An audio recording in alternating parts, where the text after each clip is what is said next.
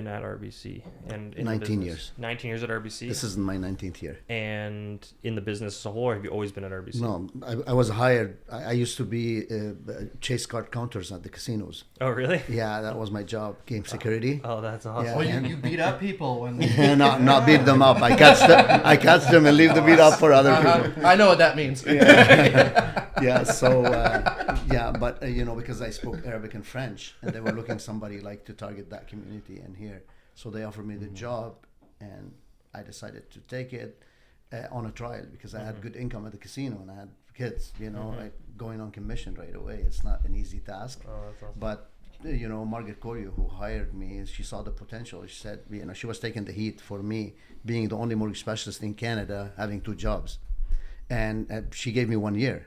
And she said, that's it. And then after 1 year, I did really good, but I wasn't feeling comfortable enough to leave the other fixed, income with the family. And actually, she took the hit for me 3 years. That's why I owe her so much. And she was an incredible coach. And after the 3rd year, I figured like my income at the casino was like really 1 month's check. So from the sale and mortgages, and apparently, I was doing really well in mortgages.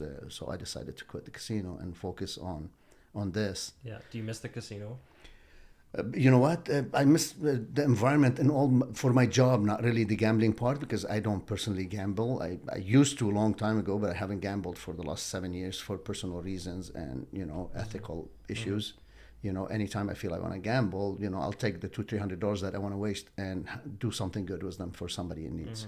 The problem with when I gamble, I feel like I just gamble until I'm out the money. Like that money is gone one way or the other. Yeah. When I'm gambling, I'll be like, awesome, I'm up $100, but then I'll just keep gambling until I don't have that money at all. Yeah, Yeah. I've never gone to the casino Right. and just like I'm not a gambler at all Yeah. either, like at all. But like if we ever have gone to the casino, it's been like, okay, I have, $100 or To lose. $200 To lose. to lose. Yeah, Like that's what it's entertainment going to budget. cost me for tonight to go and have fun, and I try to stretch that Yeah. as much as I can. while Like I'm any there. entertainment, you take money. Right. Do you go for a dinner, you expect your money back, or you go to a movie, you expect your money back? No. If you go do it on that base, for entertainment, then that's fine.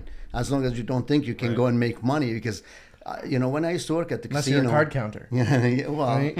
even then, card counting give you advantage, doesn't make you a winner for sure. That's true. Yeah. So that being said, I used to see like young kids playing poker, and one guy told me, "I'm not here to gamble. I'm not here to I'm here to make money." He believes, university student. He believes strongly that if he knows how to do the math and how do really figure it out, like what's the percentage, what's the rewards versus the risk, and he thinks he can really make money. It's still gambling. If you're a card counter and you have the perfect shoes, the perfect shoe in blackjack, that gives you the edge up to whatever you want, like you've 80%, got- 90%. Maybe. There's still 10% chance that you lose. I still feel like with card counting, you still only get like the house usually has like a 51, 52, 53% over you in the casino over time, right? 0.57% on a blackjack game yeah, if you're doing on Blackjack's perfect. one of the best yeah. odds. No, for sure, the- sure. yeah. Blackjack, but If you like strictly follow it. yeah, you just have to like give yourself the tiniest little edge over that, and then over time, on the averages, you may make money if you play enough. Every time like you deviate from basic strategy, you're giving that Right. edge away to the Right.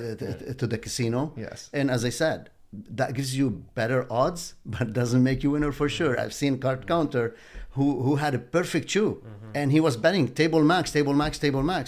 3 times in the row, the dealer hit blackjacks. He had a 20s, perfect 20s, and amazing shoes.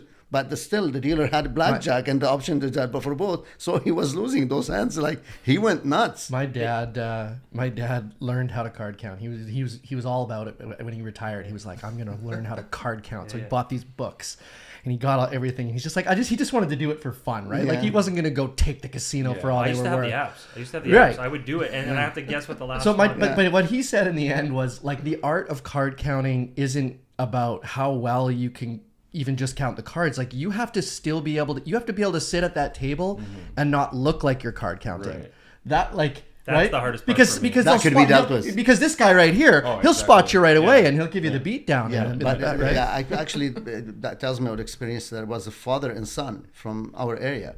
They used to come to the casino. One of them, like always on average, win or lose, okay, and the father wins all the time, and they make few thousands and leave. And we had to track them for so long. Finally, the son was making the card counting. The father sitting in front, like on the opposite side, and he would give him signal how to bet. God.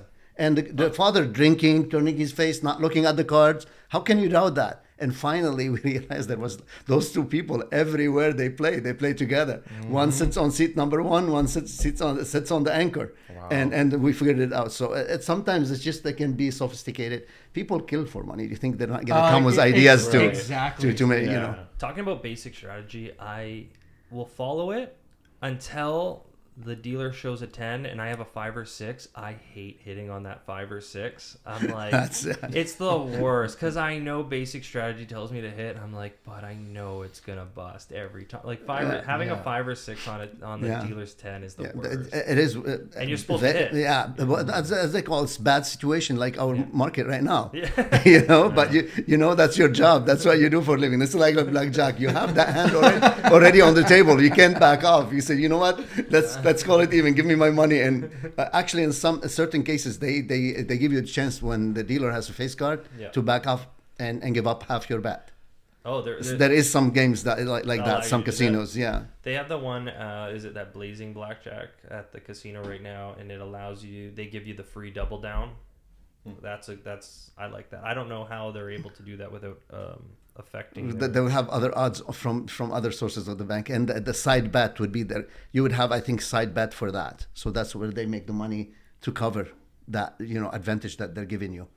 So some casinos in Vegas, they used to give you 5-1, 7-1 on blackjack. You hit blackjack, you get 7-1, but they take away other options like double up, like taking insurance. Like they're never giving it to you for free. They're just re-altering the way you think. And going back to the student who thinks they know everything, you don't think they have millions of people over the course of the time the casinos have been around on the casinos team doing the economics and the math and on how it all works. I mean, this is a pretty foolproof system they have. I would say tested, there was a book written by Ken Houston, if I remember correctly, Blackjack for Blood, and he was one of the most sophisticated. He came actually with a way of card counting, advanced card counting called Omega 2. And this basically counts like all the cards, aces, separate count for aces, and then gives value for each card, minus or plus. And it's very detailed one and very hard to do. If you have to count each card. But if you look where he ends, if you go like to his biography, God knows where he ended. He ended a broke. He didn't have money. If somebody's so brilliant in doing what he does, they end up, and that's what gambling tells you. So it's still gambling. Well, I think it's the deviating from the systems. People easily deviate away from something when they're in a position that's uncomfortable, like the 5 or 6 on the 10. And you gotta remember too, that takes you away in your actual life. When you start making money, they call it easy money. To master it that way, it's like anything else. When you start making that money, when is it enough? It becomes never enough. They want to make more and more and more until they fall. And so you then switched over from the casino to RBC. Yeah, from that from gambling into organized banking. Also gambling. To mortgages. So I used to be floor supervisor at casino, was in at the same time, and the kind of chasing with called GST, I think, game security team. So So 18 years at RBC. Correct. This is my 19th. Wow. Top 1% chairman's in the last 5 years. Last 5 years. Yeah, and the 16 years top 10%. In the country for the convention. Yep. Yeah. And Collin, pronounce your last name for everybody here for me. There's so many ways to say it. I say Bossé. Okay. Maybe the proper way is Bossé with accent aigu. Yeah, but you like Bossé better. But we live in Windsor. But if you say boss, I'll go with it as well. We live in Windsor. We live in Windsor, so you live on Peary, perchance. Just make sure you don't say Bossy. Or Polisher. Yeah, your good friend. So it's Boss in Windsor. Boss. So Collin, you've been working with Mike for a few years now. This is our second year together. I've been with RBC going on my 7th year, so we've been working together since the beginning. I worked as a bank teller. I used to, use his help when he was an account manager at the casino. At the casino.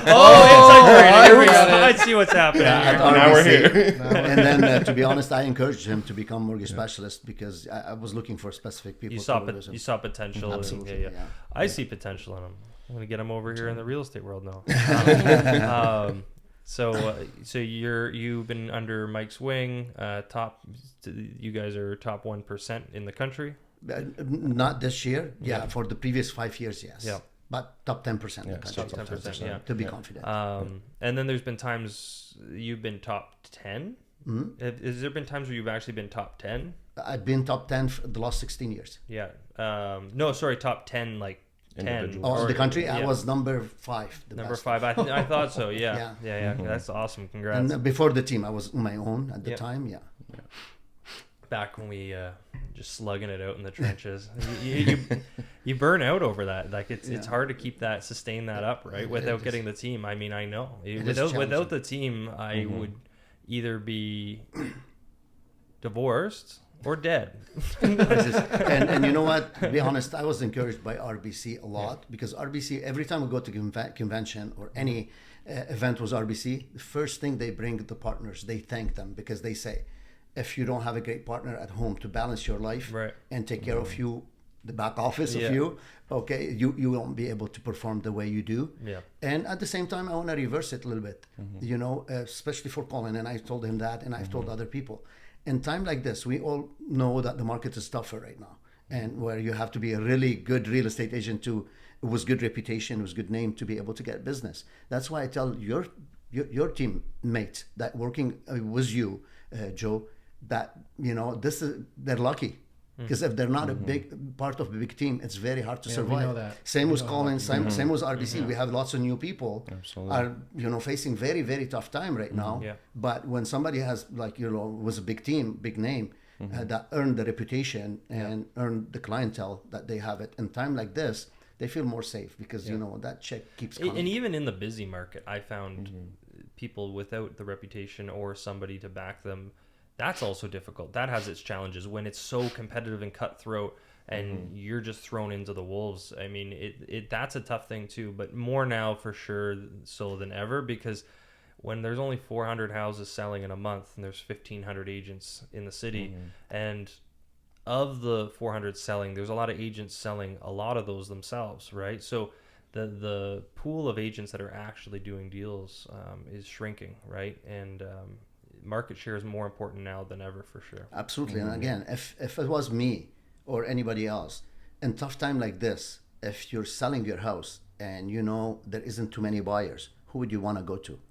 Reputation, name, honesty, experience, you want to target those. Last year, I kept calling it the lottery year for us because everybody was selling, everybody was doing it. You don't need too much, okay? But that's 1 year. And in regular business, which is what we see right now, okay, you need that reputation, you need that big name, you need people to trust you. So that's why I'm saying when somebody's under big names, teams, they're very good right now because most people in time like this would target those people to work with. When I track my business, I almost am tempted to take 2021 out of the equation. That's very smart. Yeah. Like, I honestly want to see 2019, 2020, 2022, how's my business trending? Because 2021 was an anomaly. Unicorn. It was crazy. Yeah, I mean, it was crazy. And there's a lot of people that did very well on the investment front, too. I mean, it was a good time for everybody. I'm talking to contractors.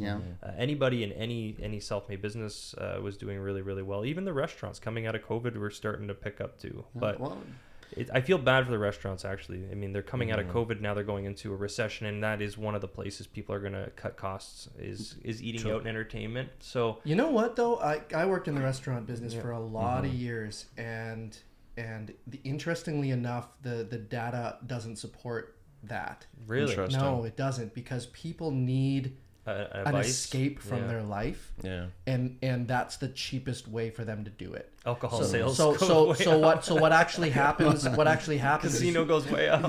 Well, it's true though, and you stop seeing things like new car purchases. You stop seeing big luxury purchases drop right down. You start seeing like fancy watches and sunglasses and stuff. Those sales will all drop. A lot of retail will drop, but eating out and entertainment doesn't feel the sting from that because it's a psychological thing, and people need that to feel normal. I want to comment on that. Being in this is my 19th years in the Windsor Essex County market.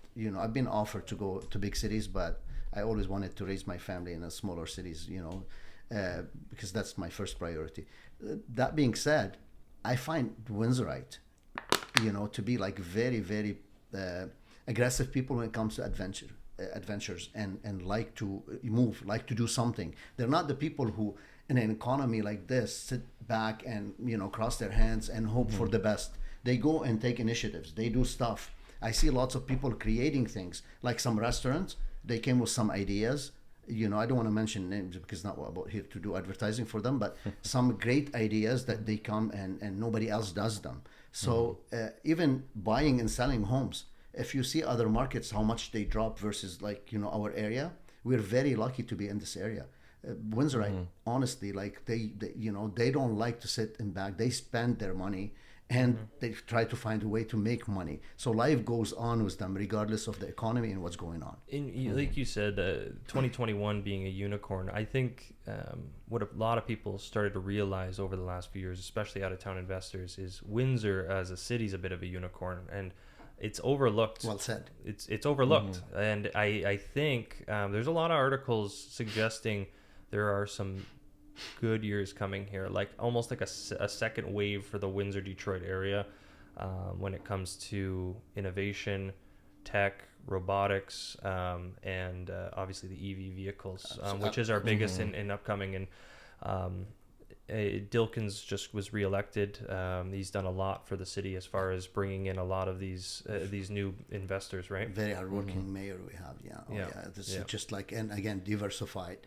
And see the bigger picture. And that being said, to back up your statement, even at RBC, every time we meet, our executives, they talk about Windsor and the potential of Ontario Southwest in general. But the head of Ontario Southwest, unicorn now, geographic. We're the closest city to Detroit. Geographically, I don't know how we weren't a major player to begin with.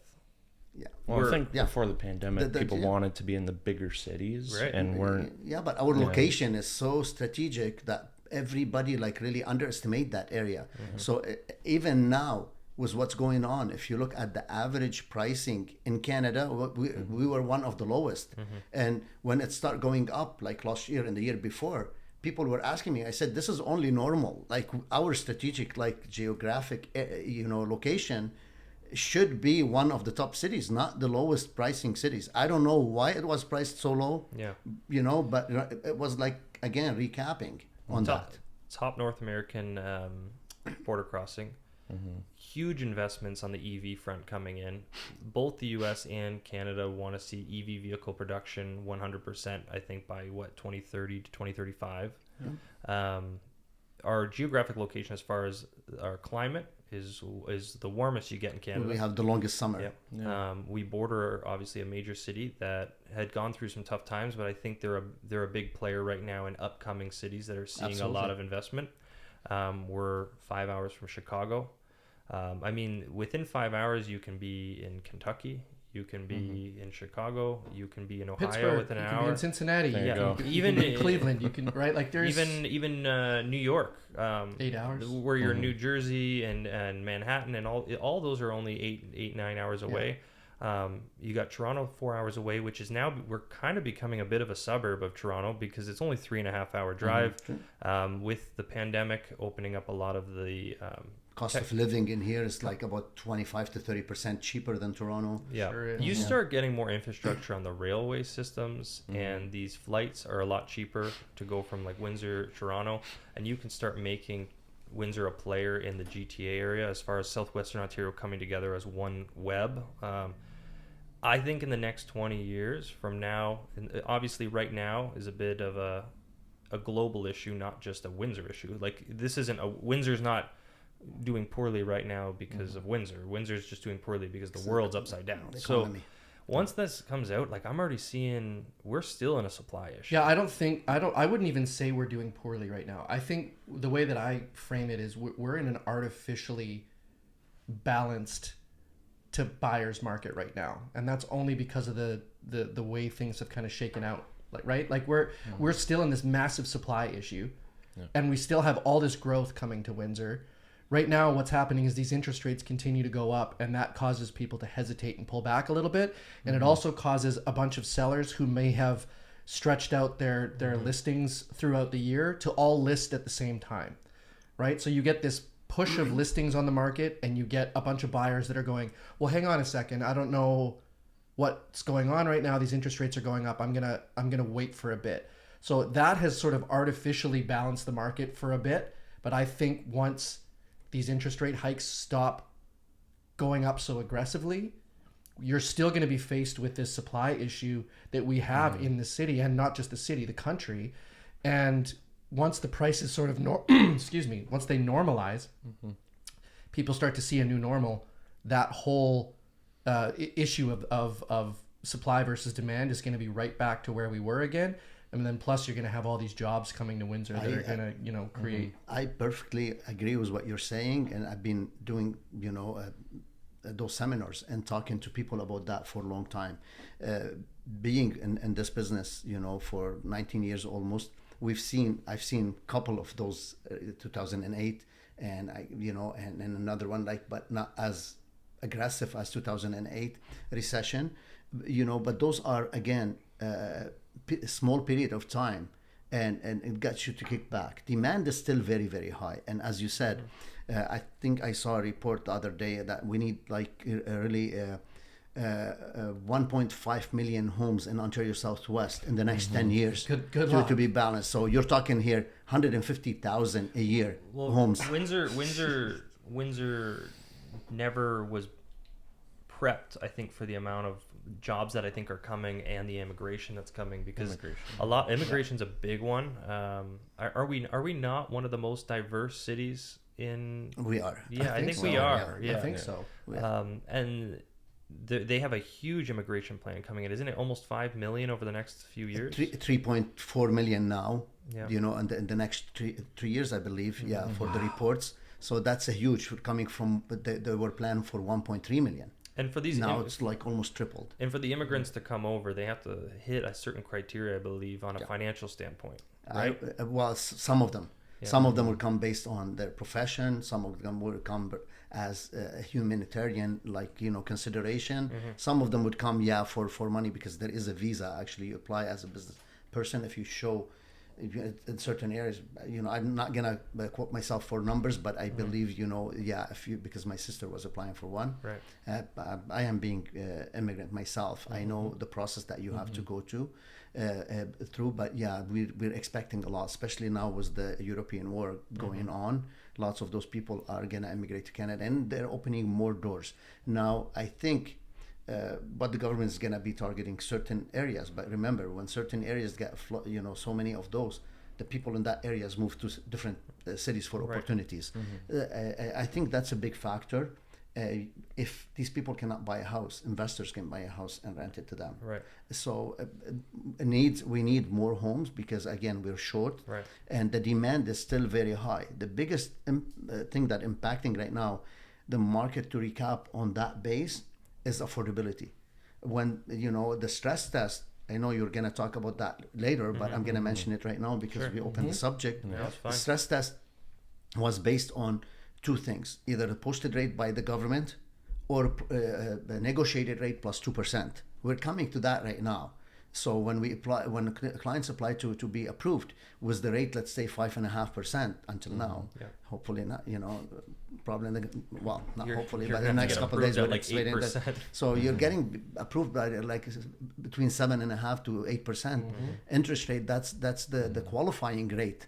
It's cutting down people from 6-7 months when our qualifying rate was 5.29. by about 35% of your affordability. Now, the prices didn't drop that much.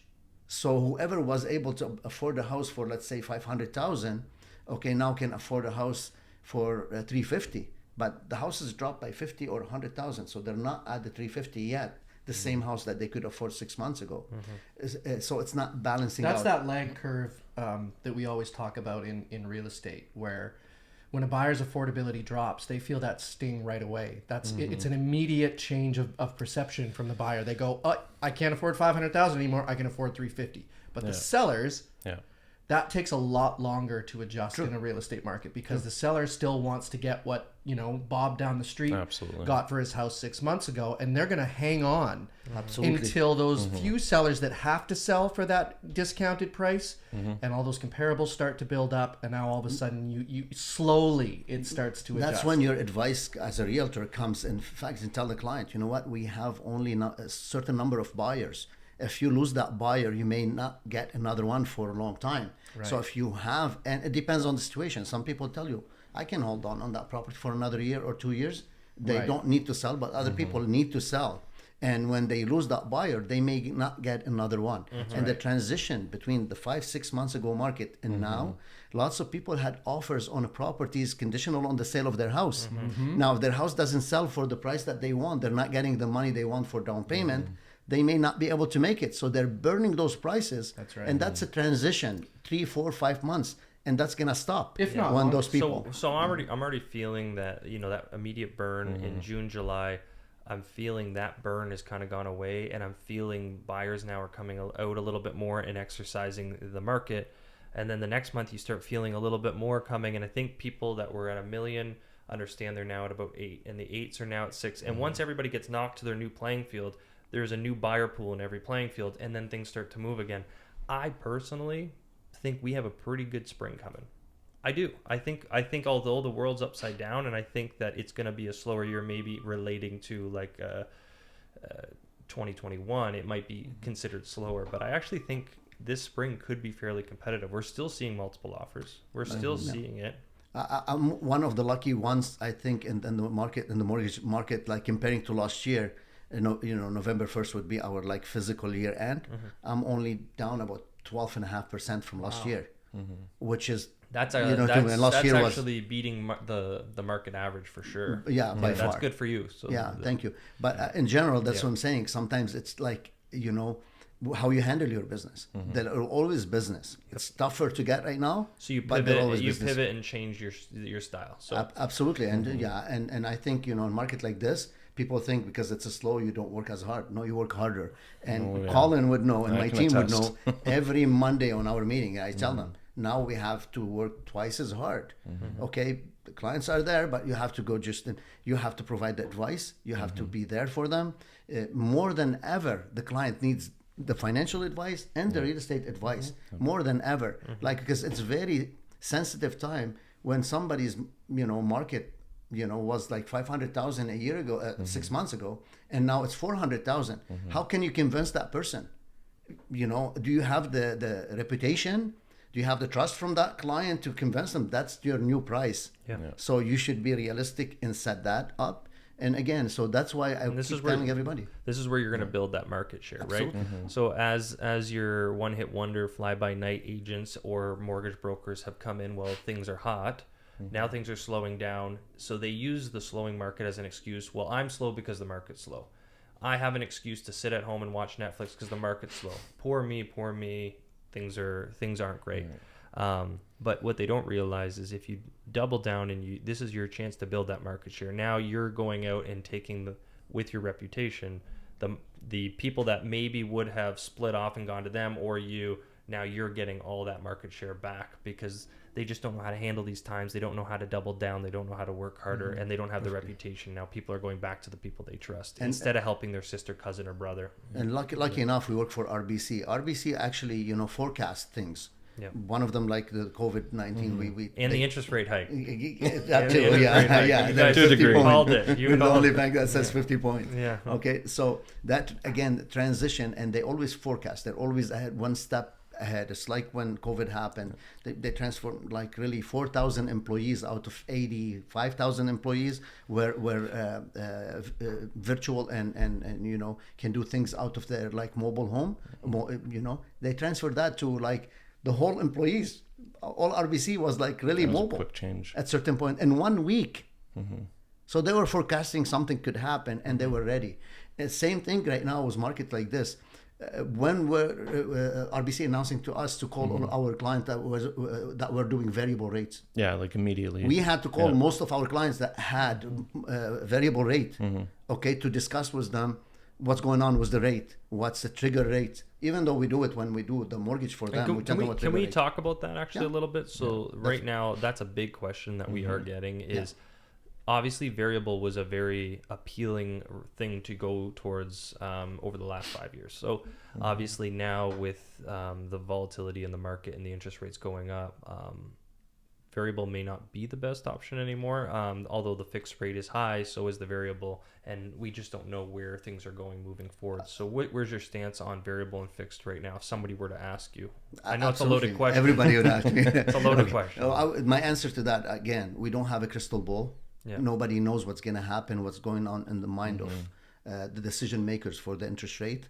However, we can, you know, try to forecast and again, try to be protective. Now, bad or good? No, I can't tell you. Everybody's situation is different. So the variable rate is structured for certain market, for certain people, based on what their goals with that property, what they want to do with that mortgages, and the fixed rate was set for other people. However, I've always said, when you go with fixed rate, it's stability, peace of mind. I can't tell you that's the right decision or not. It's going to be beneficial for you or not. But I can tell you what it provides you.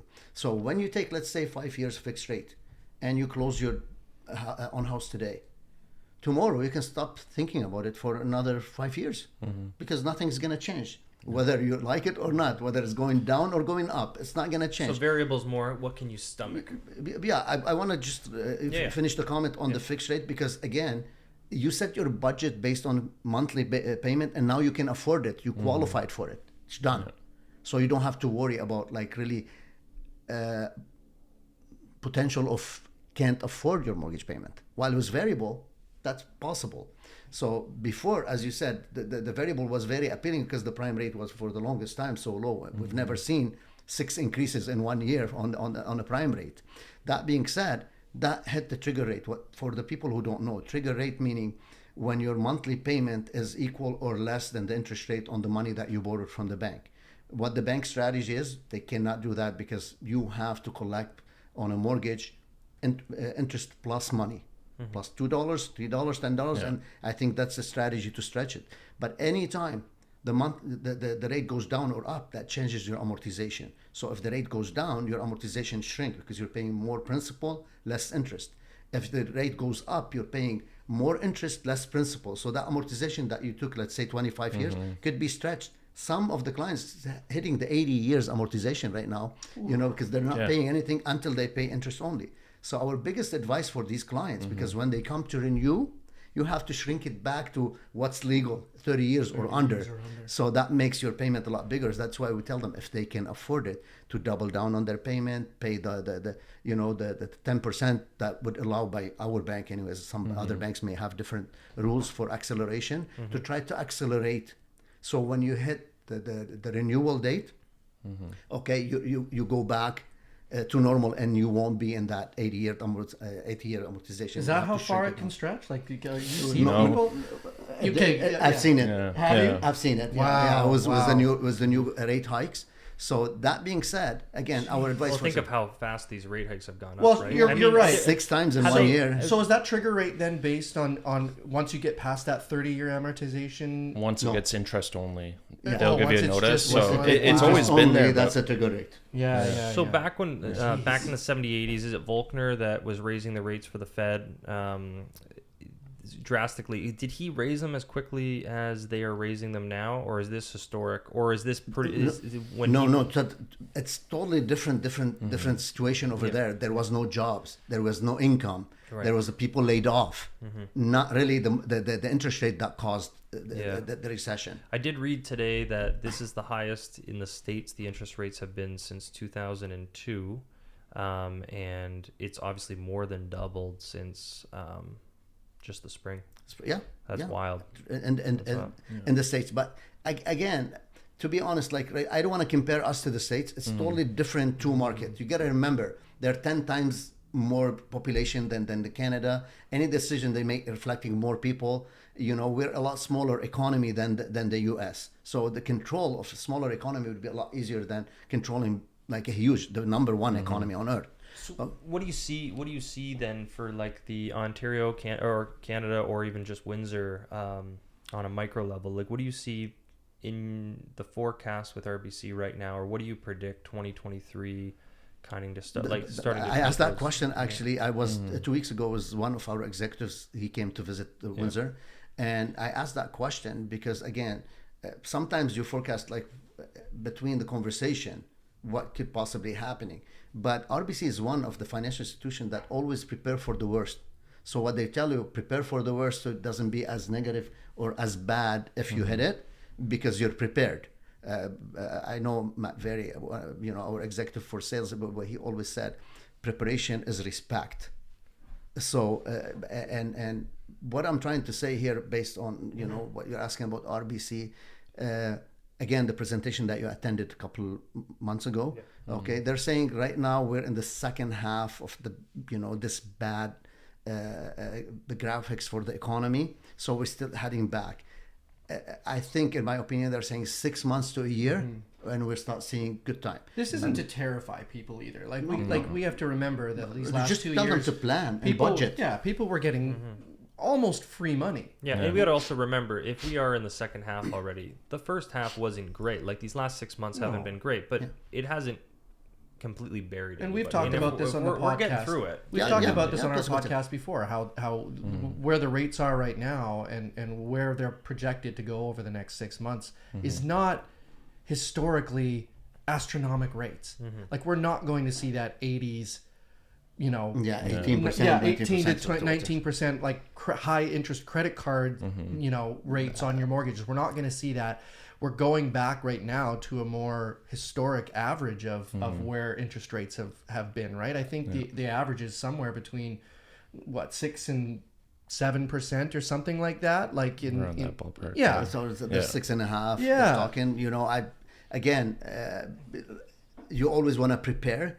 And basically, when we talk about things, we're having this conversation. It's all positive remarks for the listeners. It's just, when we say something, it appears negative. It's not.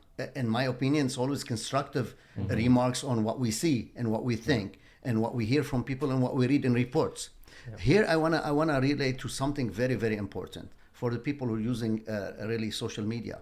Lots of people build their opinion based on a report that they read. Which is a great thing to read and understand and see, but you gotta look at the credibility of the people who did that report. Of course. You can't see somebody who had bad experience last week in buying a house that he wasn't supposed to buy, got bad advice from somebody, and now he's putting it online, getting his really rage, so to speak, and in the comment section. In the comment section, and people read it and believe it, and you know what, they forecast it, they broadcast it and start talking about it, and it becomes so big. But how credible is that? That's why my advice to all the listeners, when you want to do research, check the source, if that a credible source or not, and get outside of your social media, because one of the other things about social media is it over time it biases towards the things that you read and the way that you see things. It starts to feed you more of that information, and you don't get to see the whole picture anymore, right? So social media gives you a very narrowed view of any topic that you're interested in, and you got to step outside of that and start listening to things like this and getting it straight from the source. Kind of a dangerous time with communication. I mean, absolutely. With great power comes. You gotta be careful what you say. That's why I said we don't have a crystal ball. We don't have based a on experience and conversation and reading and trends and data that we're hearing from other specialists. But it's a dangerous time, as this is the first real recession that we're kind of playing with with true social media communication. Even 2008 and 9, social media isn't what it is today. So this is where everybody comes out thinking they're the professional.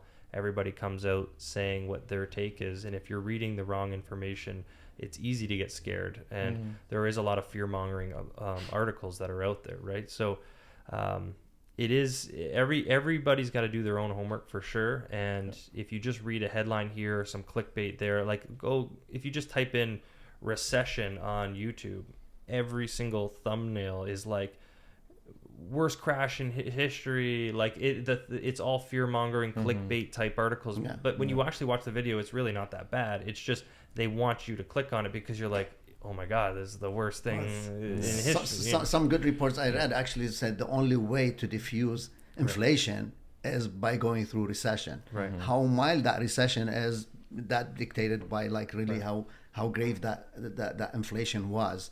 And if that's something you have to do, you have to do. So, but what I say, let's get it over with. Right. And hopefully we are on the second half of it. I mean, the last 6 months or so. I would send you that report that, if you want from the person who did the economy report in our conference last week. We got it. If you want, I can email it to you, Joe. Absolutely. That'd be awesome. Yeah. And so you can show it to your team. And again, those people base it on previous experience, and they have best case scenario and worst case scenario. And I'm talking the worst case scenarios that they're saying and to an indication of that, most of the banks and the last raises, we always normally when we see rate hike on the fixed rate side, not the prime rate or the variable, it goes to 4 and 5 years, 7 and 10 sometimes. The last 2 or 3 raises or 2 raises that we saw, 1, 2, 3 years.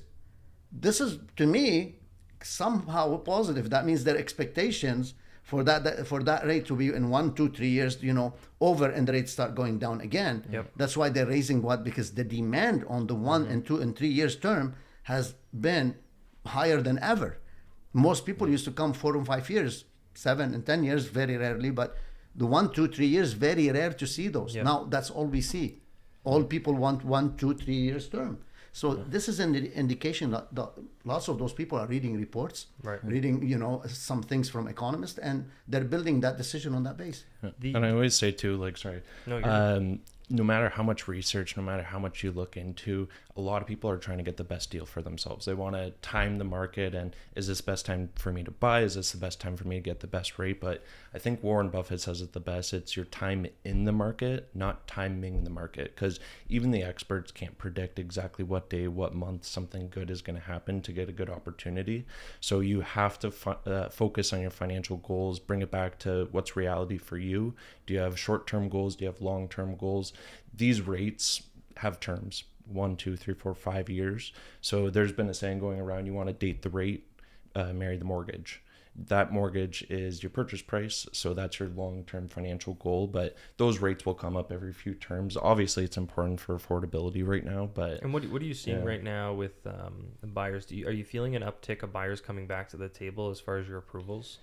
We are, but at the same time, it's leading with advice because it's very easy to get discouraged. At RBC, we can hold a rate up to 120 days. So we'll keep you pre-approved for 4 months. But as you continue to look, as the market maybe is dry right now, or not as many good deals on the market, when it comes up for that 120 days, we will contact them within 30 days. We can reset that rate, but then that's obviously with increasing rates, lowering their qualifying amount. So it could get unmotivating. To say the least. We have to be the cheerleaders, I think, both of us, because if you look at the way both markets have gone, we were in the middle of that crazy seller's market where it was easy to get discouraged because you were losing on every offer you were putting in, right? And now it's easy to get discouraged because your rates are going up. And I think that the bottom line here is that we need to try to be the beacon of light for these people and say, look, don't get discouraged.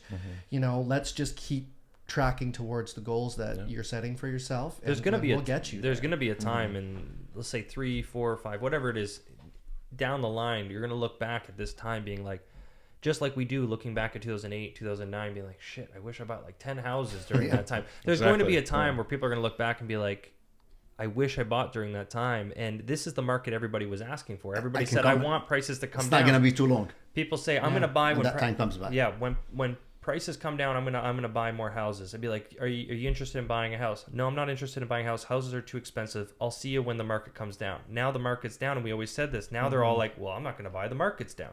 But I think once we see a clear indication that we've hit bottom and things are starting to come back up, buyers are going to be like, holy shit, we got to get on. And then you're going to see that competition. I think absolutely. Yeah, that's why you need to be pre-approved.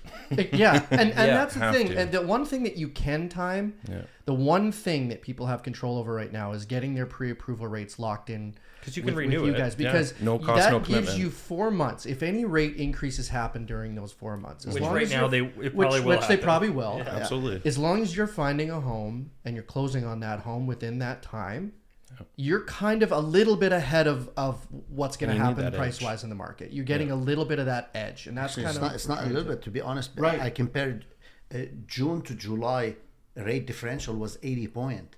So on 100,000, that's substantial. Yeah. For average 500,000 home, you could be saving substantial amount of money. So that's why we were advising all the people we work with as realtors.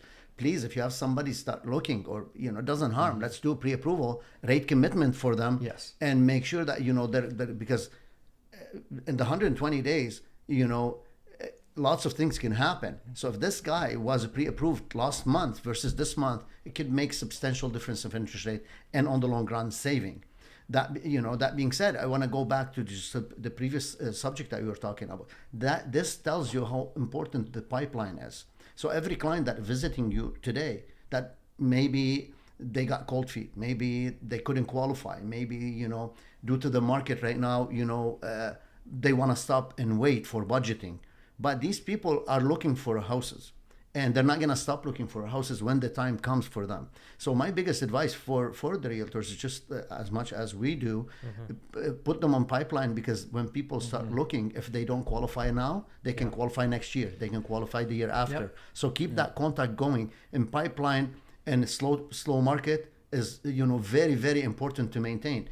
I had close to 300 pre-approvals when we started this. Now it's down to 200, and that worries me sometimes, because I'm not getting new people into that pipeline. So what I think is, when we were talking about this in the beginning, is the supply issue still remains, and real estate prices aren't dropping because of anything else, but really the interest rate hikes, right? So this is an artificial, like you had said, this is an artificial manipulation of the real estate market due to the inflation issues they're trying to get under control. And that doesn't mean that the supply issue's been fixed. It's still there. And spring market, I find every year, early spring, that February, March to April being the busiest time of year for actively competing offers. Not for product on market, but for that multiple offers that we were seeing. I think the reason for it is you get this pool of buyers that shows up in the new year, like you're almost like your New Year's resolution buyers that are like, I'm going to buy a house this year. And then in February, you get more buyers joining the market. In March, you get more buyers joining the market, but there's still not a lot of product, because the product doesn't really start hitting the shelves till April, May, June, right? And so you're accumulating buyers and buyers and buyers. And if there's not a lot of houses on market, that's why those houses are getting a lot more attention, because the buyers are there. Once the spring comes, demand. Yes. But once the spring gets there, it starts to kind of find its way and spread out a little bit. Right now, I think in an extreme sense, every month that goes by with all this negative press and media, the buyers are joining the market, but they're not showing themselves. They're joining, being ready to buy. I'm having people call me every other day saying, Joe, I'm interested in buying a house. Keep me in the loop. I don't think I'm ready yet. I don't think we're at the bottom yet. And so you have all these buyers saying, oh, we're waiting for the bottom. And I think as soon as that bottom kind of shows itself and people start seeing things pick back up, the amount of buyers that are going to show up in force and the amount of houses that are going to get eaten up and the supply going back down to where it was, I have a feeling the chaos isn't over. I don't think it's a feeling only, Joe. I think that's a reality. Yeah. Every time. And my advice to myself, if I was going to buy, I would want to buy on the way up, not on the way down. Right. Because I don't know where the bottom is, where it's going to land. And I think that's what's happening. And buyers are waiting for indications. Yeah, not to mention it's the timing right now with the interest rate too. Some people would say, oh, if they keep raising the rate, the prices are going to go down again and again. Not the same amount, because if the prices, like the rate goes up by 50 point, while you can save 50,000 on a property, the 50-point increase in rate is not going to be nearly close to the saving of the 50,000 on price drop. So that's what people thinking. And again, people want to buy, but you're right. It's the timing. They're waiting. They're getting, just a step back and waiting. The pool is growing, they're trying to hunt. and growing. Exactly. And I think that's why this spring, I'm very bullish on this spring. I wish I could time it like but again, I think what's going to trigger it is, again, the government's next meeting in December, I believe. Yep. In my opinion, in November, we should have a clear idea if they're not going to increase the rate as much, or maybe they won't increase it at all. Yeah, they won't at all. If they don't increase it, that's going to be your trigger. If they don't, in my opinion, if they don't increase it, then you have that 3-month lag curve where all of a sudden that wheel starts moving, and 3 months out, that brings March. the confidence. Yeah, it's a stable market now. The rate is stable, so if I don't see it's gonna go down, so the market's not gonna go down. You're right. People are gonna jump right now, and whoever wants to buy is gonna go and buy. Yeah. So it might be. I mean, again, we're speculating here. And the transition, because you have right now so many properties in the market for sale. When that transaction happen, and now the buyers start buying, it's gonna take a few months to start seeing lower amount of properties in the market and multiple offers. Yeah. And this is what you're seeing. This is what I'm seeing. But if you multiply it by all the other agents and all the other mortgage brokers, I mean, that's a significant amount of buyers that are probably doing the same thing. True. Everybody, including myself, I'm ready to invest more into real estate, but I'm not ready yet. I'm watching to see what happens. It's not only investing. Lots of people want to move into a house, but they'd rather wait a couple months to get a better stock market, everything. Yeah. Last thing I wanted to bring up for today was investing. Well, I guess we were kind of just talking about that, was the investing, but people coming up on the renewals. So a lot of people that were locked in 5 years ago at these low rates are coming up on their 5-year renewals, including myself. I have a renewal coming up on my primary residence in January. There's many people that are going to be shocked to see what their new rates are at, and their options as far as if it's a number. Obviously, we don't want to see anybody in a tough spot where they can't afford their bills, because if you're in a time where maybe your income is lower because of the way the market is, and then your mortgage rate increases $1,000 a month, you're getting hit in both directions. So obviously there's always the option to ask for a reamortization. You can stretch it to 30 years back at no cost, to just control the monthly payment as much as you can. Yeah. And we always advise in a good time, because you just said our income is not the same, but that means your income was higher. That's why you accelerate when your income is higher, to try to knock that amortization, build a little bit of equity in your property. Okay, so that gives you some peace of mind when you come for renewal, and under controllable, and manageable numbers for payment. Now, again, nobody has a crystal ball, but lots of people, if we're thinking the 1 and 2 years terms are the turning point for the rate, lots of people could renew in 1 or 2 years and see what happened. And for those that are looking to sell and upgrade their homes, a lot of people are holding off because they're worried their house is dropped in price. But what I tried to stress them is all relative. The market could drop 60%, but the house you're purchasing should also be low as well. Yeah. And what people don't realize too is there's the option to, as long as they stay with the bank they're currently at, there's always the option to port their mortgage too, right? And now they're only paying that high interest on the difference. Is that correct? Yeah, there is two ends at this, Joe, and I'm glad you brought that subject. There is portability, meaning somebody has a mortgage, sold a house and buy another house. They can port that mortgage at the same interest rate with the same term to the new house, and they still can stretch the amortization if they want to lower the payment. The conditions for that, at least one applicant has to be on the previous mortgage and gonna be on the new one, on the new purchase. It doesn't have to be all the applicants. So if there's a spouse now on title that's bringing another income in, they can still port as long as one original. Yeah, they can add another person to it, father, mother, spouse. partner, they can add to it and buy another house. And actually, I'm doing lots of ports right now. Lots of people selling it. They want to buy within 120 days to maintain the rate. There is another option called assumption. People can assume your mortgage, okay, but they would have to qualify, and the product that the seller in has to be assumable product, meaning in RBC, if they have a home line plan, that's not assumable product. That means they can port, but they cannot have a buyer assuming their mortgage. But if it's conventional or high ratio, people can assume that mortgage, and that could be used as a tool to sell the property. Yeah, because if you tell them, I sell you my mortgage and I sell you my house and you can get my mortgage at 2.69. That's a huge. I had no idea. Yeah, that's a huge telling. Especially for investors trying to make their cash flow work right now. Make sure your seller product where they are is assumable, because some banks don't allow it, some financial institutions don't allow it, and if they have a home line plan product, it's not. That purchaser still has to go through all the now is there qualifying. Exactly. Let's say this is a document I would want to attach to my listing saying, hey, this is an option, we're selling our property X amount of dollars, my seller is also willing to sell or give the mortgage away through an assumption. Is there a document that the bank would be able to provide details of that mortgage so we could attach it? On the client's contract, when they sign their contract, yes. But if they don't, because most people lose them, they can call their bank and say, is my product assumable? Okay. Yeah.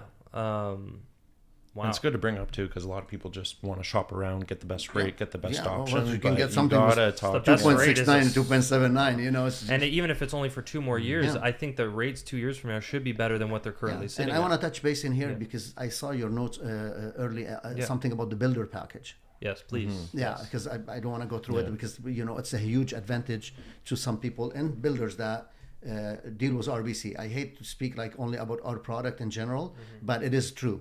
Like and I brought some documents. I'll give them to you before I leave. Remind me about our builder package.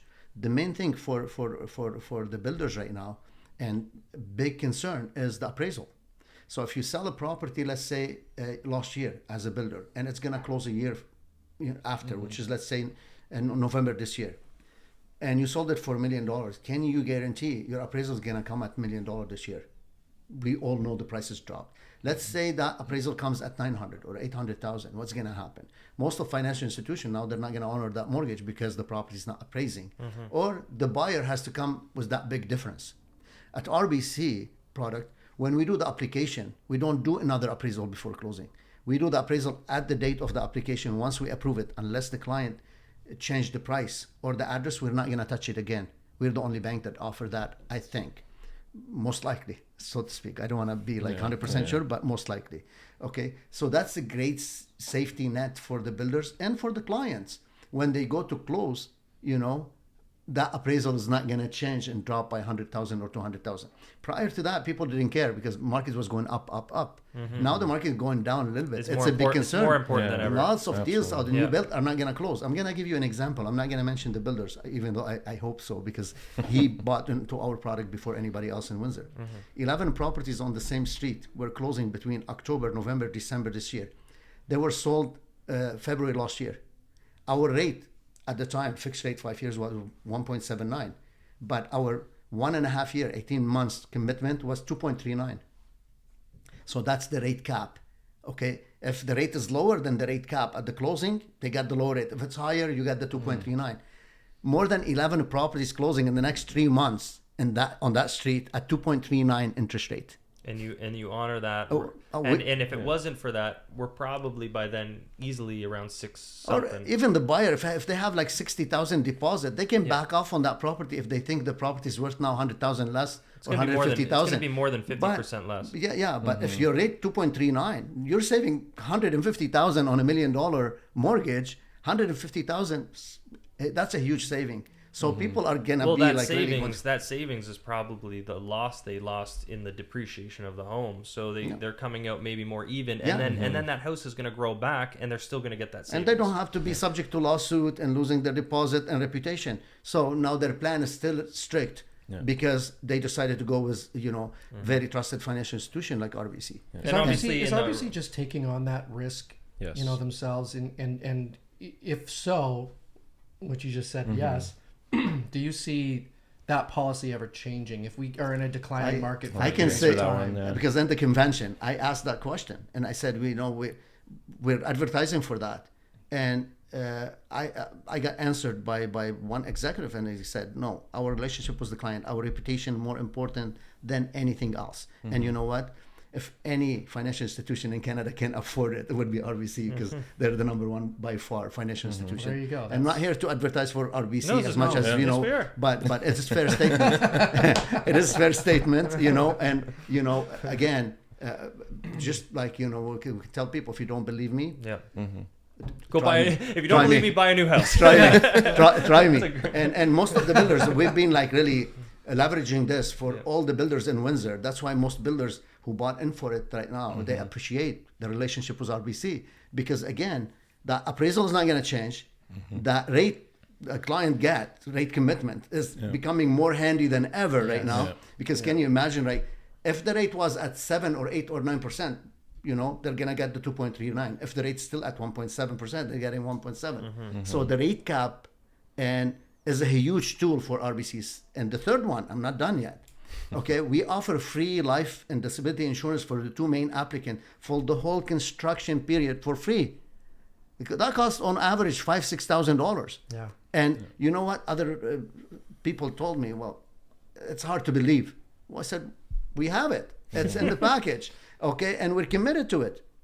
So as I said, we're not here to sell the product, but out of an advice, if you have that product versus everything else, what would you do? I'm not telling you take my product. I'm telling you take the best product. But when we put them on the table, you can't question that. Whoever's listening, just know if you were to purchase a new home right now and rates were to go down, you honor the best rate. So it's not like you hold the rate at today's. So if it's lower, you adjust, and if it's higher, you stay up to that threshold point. Big developers in Toronto, and again, unfortunately, I can't mention names. I'd love to. One of the biggest developers in Canada. Yeah. One of their conditions, you can go with any bank you want for mortgages, but I want that builder commitment rate from RBC that they approved you. Yeah. For one reason. Because the market was always volatile, and you don't know if the market is going to stand. When they built in Toronto, they built 3 years in advance. If I'm building a home, in my opinion, it's my only option. My new builds, I went through RBC as well. Yeah. And if I'm building a home, it's protection, right? It's an insurance policy on its own. As a developer or builder, don't you want that protection for you? And that's why they were asking for that builder commitment letter from RBC, because they want to be safe. And the client can go anywhere else. At the end, if that financial institution that they elected not offer them what we offer, the builder tell them, we have that commitment, go back to RBC. And you know what? That, again, I have the urge to mention that builder's name, that, and he called me and he said, Mike, you saved us so much money, and I feel only worried about 2 deals that are not going to close there because they're not with RBC. And I mean, that's a big difference. You imagine building and your interest rate by the time you're and builds were taking a lot longer than the 6-7 months they normally would, right? Yeah. So 12 months later, your build's done, and surprise, you're not at 2 point whatever anymore. You're at 5.8 or 4, 5, budgeting, 7 or whatever it is. Budgeting. You may not be able to afford it. Yeah. No. We've been ending our podcast lately. It's a Michigan accent. That is a Michigan accent. And an app wouldn't make difference. Michigan. We've been ending our podcast recently with a game called GeoGuessr. So it drops us in a. Have you ever seen this? I have. It drops you somewhere on Google Earth. They give us 5 different spots, and we have to try and work together to figure out where we're at. I'm obsessed with this game, so we like to end it this way. It's a fun way to end it. So we're going to start here. It's going to drop us somewhere in the world, and we need to figure this one out. Wow, the screen's really close. Interesting. Okay. We got Hyundai. Plates on the front. They're on the wrong side of the road. Yeah. It feels more like Lebanon with those roads with the holes in. They're on the wrong side of the road. Look at the trees. There's symbols on the road. That could be England. That could be Cyprus. Yeah. Because on the wrong side of the Australia, I think they drive on the wrong side. The only thing here is it looks like it could have some colder climate. See how the trees don't have. Like it's maybe fall. So maybe more like a like Britain somewhere there. Let's go see those signs. We got a sign up there that we can. Well, see the plates, the car plates. Oh, there. They blur out the car plates. Yeah. Okay. Oh, there's a McDonald's. I saw a sign for a McDonald's. And coupe. So wait. Okay. Yeah. So it's Chinese. I don't know. Could be Japan. I don't think that's Japanese. No. See that. That looks like I'm thinking this has got to be somewhere in potentially in China, or what's coupe? 1.7 kilometers. So it has to be like they use English and their language. English and their language is isn't that Malaysia? Malaysia. That's what I was gonna say. Yeah. I think it would be. I think Malaysia has somewhere around there has mixed. You want to just drop somewhere in here? Sure. Yeah. Although it seems south for like the trees. Yeah, it seems like it's more fall. Like I would say it's probably more north than that. Like it's got to be. I don't know. Fall, you're not going to get that fall. South Korea. South Korea. South Korea's got a lot of English, doesn't it? Yeah, they do. Yeah. And that's a little bit more north. You want to go more South Korea? Would that be their language? I don't know. I don't know. I don't. Go up to. You want to go more South Korea? Sure. All right. It was Japan. So, but we were far off though. Actually, we were pretty close. Yeah. So it was a little further north. We actually weren't really far at all. Yeah. But yeah, it was South Korea. Or sorry, it was Japan. It's Japan. Yeah, I don't know the difference really on the. Oh, let's see if we can figure out who that guy is. Is that a mosque? It could be, or it could be like an. Oh, what do we got there? What's to the left there? Oh boy. Okay. It's got to be in like Italy or Greece. Yeah. I would say Greece. Yeah. I'd say Greece. We got to see some graffiti first. One sec. Okay, is there any signs? That's got to be somewhere. Greece. That looks like Greek symbols on the architecture there too, with the domed roofs. Is that a church or? It's not letting me go any further. Oh no. It's not letting me go further. Is there any writing on the probably garbage can? Greece. No. If I see anything writing, you could tell if it's a Greece. Okay, there you go. Kind of overlooking. A lot of white concrete buildings. That's got to be Greece. Oh, yeah, it could be Mykonos, the island. So you're saying. So somewhere maybe in these islands, you mean? Like this is the one you just said? The white Mykonos is all white. I lived in Greece. I taught tennis. So you guys are thinking somewhere in here, maybe from Athens to these islands. Yeah. You want to try an island? Yeah. All right, let's do it. I think it's Whoa! Wow. Was United UK. It was Scotland. Like Edinburgh. Oh, wow. Oh, that's give you. Oh man. Wow, they threw us off with the architecture. Yeah, they sure did. Yeah. Wow. Edinburgh. All right. Okay. Wow. Soon enough, you guys are going to be able to spot a house anywhere in the world. Right? It's on that street. So how do you know that? That's kind of why we started doing this, was because we're like, a lot of the time they drop. So is this random? Architecture. What's that? Is this random? That's random. Like these trees have like an African look, but then at the same time, it looks cold, right? And the roads are all chipped up, and I don't know. Russia? Yeah. I'm thinking. That's what I'm thinking. Maybe like northern, like Eastern Europe, or. I mean, it's really a crapshoot here. We're on a road that shows us nothing except there's ice snow and on the snow. ground. Yeah. Snow on the ground. Yeah. I mean, frick, this could be Canada for all we know. I just want to see a sign. Yeah, well, there's buildings or there. just a building, just to see what the building looks like. What's the writing? Looks like Russian or maybe Ukrainian. What's this guy? Hey! Yeah, it's gonna be. Is that Greek though? No, it's not Greek writing. No. So we're thinking probably somewhere. Because it's snow. There's snow. It's got to be somewhere up around there. Up around here. Yeah, that's what I'm thinking. You want to just drop it somewhere in the middle here? Sure. All right. Whoa, we are getting Bulgaria. We are getting just tossed around. Yeah.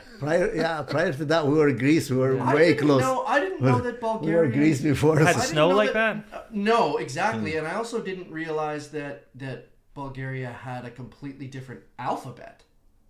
Huh. Bulgaria. I thought that Bulgarian was still the regular. Because my wife is from Romania.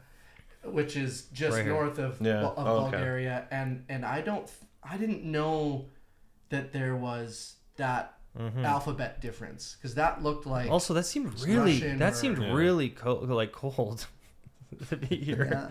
I don't know. Yeah, sure did. All right, let's see if we can do You're better gonna here. guess anything here? Well, Right this looks now. more North American. This does. Cars on the right side Cars of the on road. the right side of the road. The Got some same tread type on the of side. road that looks like a Ford. Oh my gosh. Oh, yep. So anytime I see these cracks, that usually tells you that they go through climate like normal There's like hay bales. seasons. There There was you hay bales go. on the left there. So Looks like Montreal. This, Between Ottawa and Montreal Drive. this could be. There is mountains. change the There's weather. ele- We're there's changing elevation- seasons there's here. elevation change. Yeah. that's a Canadian. This looks Canadian to Yeah. me. Bike This looks route. Canadian. I think it's Montreal, Quebec. They have French. Curtis signs William on. Parker. That sounds Memorial Bridge. Google it. Let's cheat. Canadian. All right. I'm thinking Canadian. Yeah, I think so. I think too. it's Quebec, personally. So, All right. Right? Yeah. Although that wasn't in French. mhm. That wasn't in French. Was Ottawa? You go Ottawa to Montreal? Well, you do have those rock. Yeah, it's the rocky Canadian walls. Shield. That's what it looks like. I think All in, right. yeah, All Ottawa right. to Montreal. But yeah, let's see. We got to get something close here. There You want to just drop it somewhere in here? Yeah, there you go. Oh, what? And Oh we're on. wow! The States. We are getting. We got hammered on that. All right, one. last round. All Round. right. Wow, we're getting our butts Korea. kicked. Is it? Korea. One thing I've noticed about the Korean language is those little circles at the bottom of their symbols. Yeah. You don't see that in Japanese. Interesting. And Well, it it's has- not North Korea. No, South Korea. No, South Korea, because it has English underneath the, Yeah. the sign. Yeah, South Korea. Don't even have to Yeah, look see, around. it's English in the bottom. Yeah. Okay. There you Korea. go. Confident. Final answer. All right, but where? Near Seoul. Go near Seoul. Okay. Come on. All right. Oh. 232 kilometers away. That's That's like not London. That's like That's not London, bad. Windsor. Yeah. That's good. All right. All right. We finished on a good note. I mean, we weren't like terribly off on all of them, but Approximately. this Tennessee one kind of pissed me off Yeah. because I Yeah. actually thought we were onto something. That I did looked not very think that Canadian. was Because I United States. I used to go, to Mount Saint-Sauveur. We go to Ottawa because my wife has relatives over there, and then we drive. It's the same environment. Yeah. Really? Yeah. Was I just record? Whatever. Stop screen recording. I should have recorded that. Okay. Thanks, man. I appreciate you guys Yeah, coming no, on. Thank This you is guys. awesome. Thank you for the guys. opportunity. No, this we is love awesome. it. I think this was very It's a good informative. time to be talking about this Yeah. stuff because people need to get some insight into why things are changing the way they're changing. And even though we don't have a crystal ball and we can't see exactly where things are going, this is what we do every day. We definitely So- have a pulse on the market Yes. more than a Facebook troll. Yeah, exactly. Because you're in it every day, Right. and Yeah. that's what you do for a living. Yeah. And I think we're obligated to our job before anybody else, to our business and our reputation, to like do what we need to do and be there for our clients, be there for each other. Yeah. Because again, we can exchange information, we can exchange ideas, we can exchange like really reports because nobody can read everything. Right. And those kind of events are very, very helpful right now. Mostly, I would send that message out day in, day out. Be positive because that's how we bring bread to our families. Lots of people will go, and ironically, one of my friend who was a mortgage person, and went and I saw how negative he was online. Like, how could you? Regardless, It's not helping anything. yeah, regardless. If you don't want to say anything, don't say anything, but don't say anything negative, especially when you're in Windsor. You can look like really something -5 and something -2. Just look at -2, even if it's minus, but -2. Don't look at the -5. Not to be very negative. These things are out of our control, and as long as we can work with the tools we have to at least better the situation some way, shape, or form by offering solutions or temporary solutions until we get out of this. It's all temporary. Yeah, and this is the end. reality, Historically right? We're in speaking, the this reality. isn't Guys, forever. remember, it's only 6 Absolutely. months we've been in this versus 2 years in COVID. Everybody was expecting, including our executives. They were paying my assistant for the first 6 weeks during COVID because they thought our business is going to go down. our business went up 40-50%. So you can't be negative for like short periods of time versus like, you know, when we had the worst pandemic in our lifetime and we did so well in it. So we have to still be appreciative. We still have to be positive. And again, we have to transfer that vibe to everybody in the market. And that's my advice to everybody. Because, well said. Yeah, we need positive attitude. We need positive conversation. Even if you're not doing anything right now, but don't be black and negative and don't impact other people not to make decisions. Right. Mike Habib, Perfect. Collin, Bossé, mobile mortgage specialist with RBC. If anybody has any questions on porting a mortgage, renewing a mortgage, getting a new mortgage, investing in a home, whatever it may be, please reach out to these guys. I'll attach their information to the link in a link to this video. And if you have any questions, just reach out. Thank you. Thank you, Joe. Thank you, guys. Appreciate it.